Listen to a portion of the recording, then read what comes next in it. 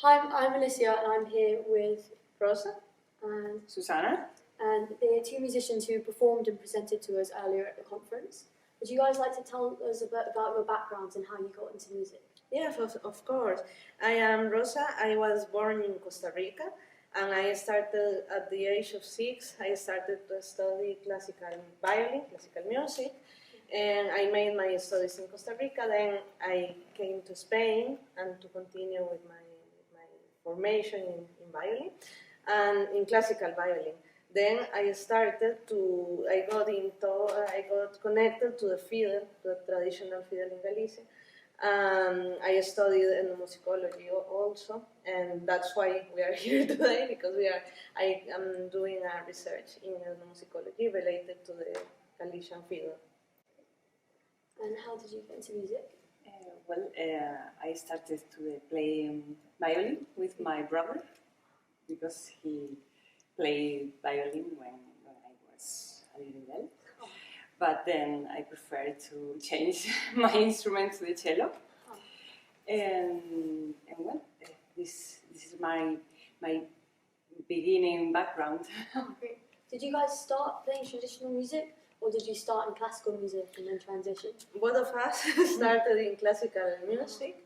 In fact, Susana and I met in the Higher Conservatory of Music of Vigo, playing classical music. We share concerts and rehearsals, lessons, trips, but in context related to classical music. But we have some common facts that we got in touch with traditional music from Galicia. She started to play with Alfonso Franco, who is a very well-known violin Folkan teacher, and then I started also lessons with him. She has played in courses and teaching courses in Galicia, and I go to the activities of Galicia FIDA, the association we are researching about, and that's how we got in touch with this kind of music. Nowadays we are playing both music, classical, folk, and but this is the very first time that we perform in a conference this kind of music together. That's amazing. So can we talk a bit about the fiddle camp that you mentioned earlier? Mm-hmm. What goes on there and how does it go down? What are you teaching the children? Mm-hmm. It is called the San Simon Fiddle Camp, and it's held every summer in the San Simon Island on Galicia and Redondela. It's an island with a dark story because it was used during the war, and there are some dark things around, and the government is trying to change that vision of the island about suffering. And so they are organizing concerts and courses in this island to keep it alive with another kind of energy. So this course is celebrated on this island. It's for children from 8 to 18 years old, and it's for violin, string. It's a string course: violin, viola, cello, contrabass, and also guitar. And also guitar, yes, of course. And they play traditional music. In the beginning, they play traditional music from Galicia. It was focused on traditional music from Galicia. But since, I think, 2016, each edition is dedicated to a different culture. For example, China, Brazil, Italy, Mexico. Yeah. So teachers from other cultures and their families and students also come, and they have like an immersive experience because they talk about the culture, they sing, they cook the meals of the culture, and they learn how to sing, how to dance, the music of that culture. There is also a course in cordas that is for adults, and it's a 3-day course. The children course is 1 week, but it's very interesting because adults could be professional musicians, or could be persons who are lawyers, engineers, or whatever. That loves music and want to play together, to learn music. So, what do you think the importance is of having these, music camps where people can learn traditional music and from different cultures as well, not just their own? For me, it was a very interesting experience because it's a way to travel, to know people, to know other cultures, other musics,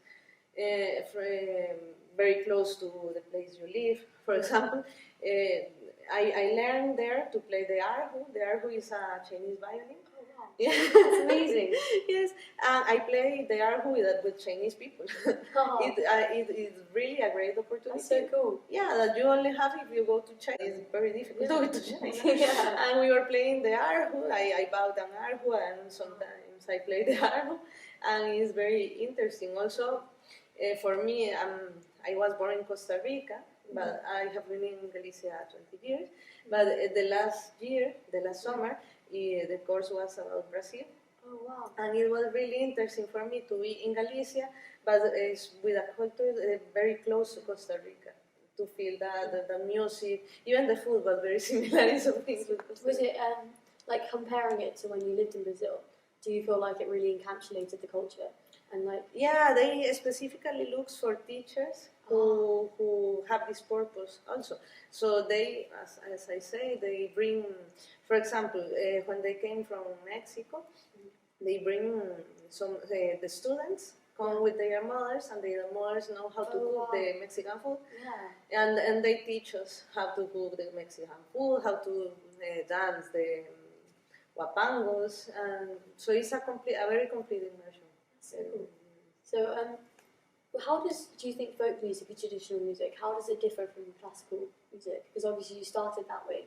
What are the different techniques you had to think about, and how did you first start to learn that? Well, I think that the principal issue it was that there is no scores. You have to learn all by ear. Yeah.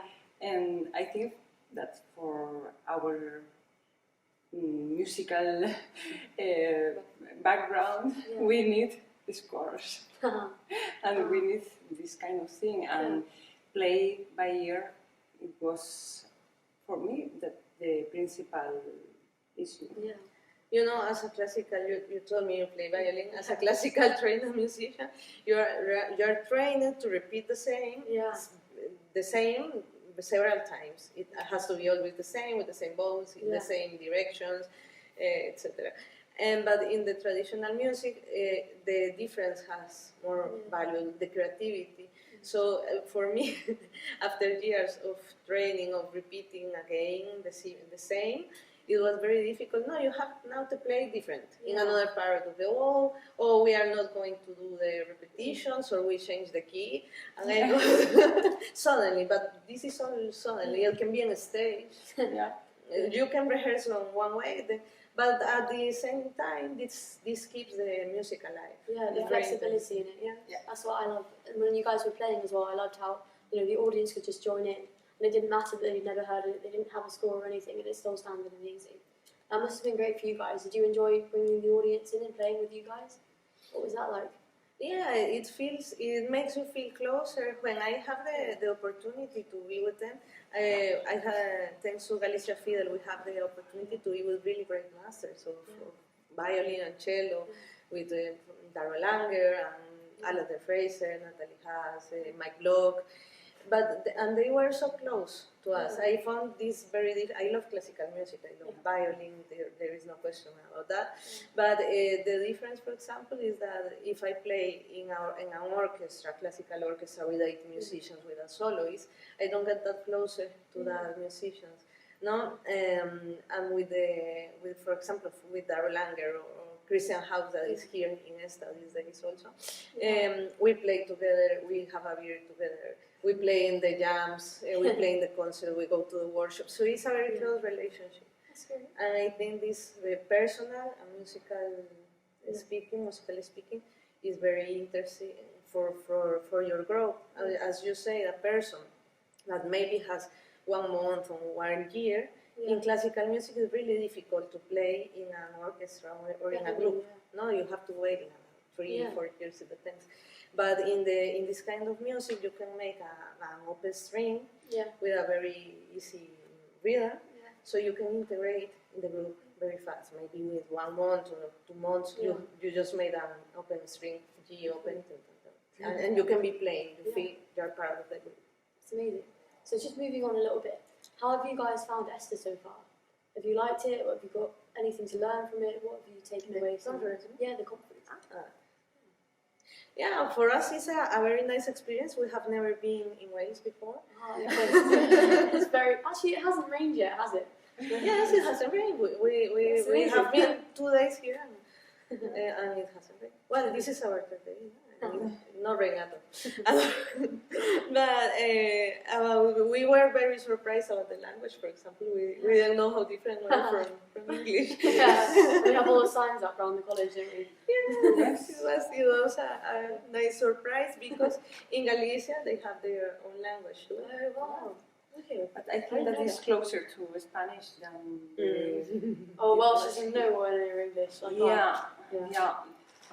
But yeah. And the conference is very nice. Well, I have been in similar conferences before, in Barcelona Field Conference, very similar to this one.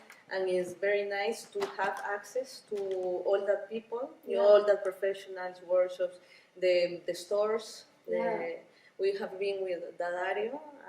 Trying strings. Yeah. This is a very, very good I opportunity. know we don't get opportunities normally to just come together and have so many different makers all around. Like, Yes, it's like an opportunity, very nice opportunity, because we talk half hour about different strings for students, for our violins, for different occasions, for example, and it's very rewarding for us. Also, being here with all those masters of violin. I know there's been some great workshops, haven't there, including ourselves, and it's great to see everyone come together and share practices and things like that.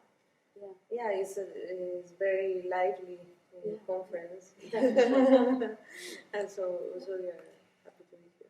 Well, thank you very much, guys, and it was great to talk to you.